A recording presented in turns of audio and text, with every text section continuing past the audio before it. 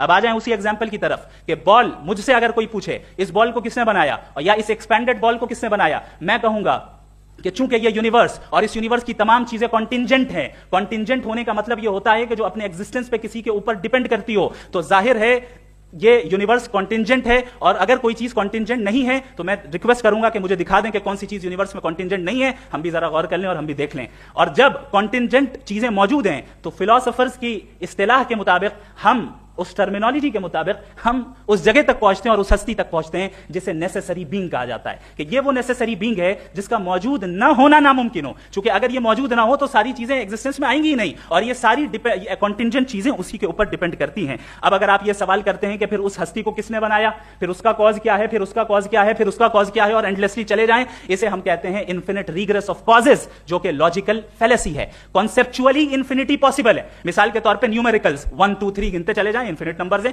मैं कॉन्सेप्चुअली बात नहीं कर रहा, प्रैक्टिकली रियलिटी में साबित करके दिखाएं कि infinite regress of causes possible है या नहीं। अगर पॉसिबल है तो हम मान लेंगे, मिसाल दे दें, और पॉसिबल नहीं है तो एक ही ऑप्शन बचता है जिसे हम कहते हैं नेसेसरी बीइंग। ऐसी नेसेसरी बीइंग जो इंडिपेंडेंट है, क्योंकि अगर वो डिपेंडेंट हुई तो वो नेसेसरी नहीं रहेगी। ऐसी इंडिपेंडेंट बीइंग जो इटर्नल है, अगर वो इटर्नल नहीं होगी, उसकी बिगिनिंग होगी, तो वो खुद कॉन्टिंजेंट है। ऐसी बीइंग जो पावरफुल है, क्योंकि कॉन्टिंजेंट को एक्चुअलाइज करने के लिए पावर चाहिए। ऐसी बीइंग जो इंटेलिजेंट है और नॉलेजेबल है, क्योंकि ये यूनिवर्स स्पेसिफिक फॉर्म और स्पेसिफिक लॉज ऑफ नेचर के तहत प्रिसाइजली चल रहा है। Thank you.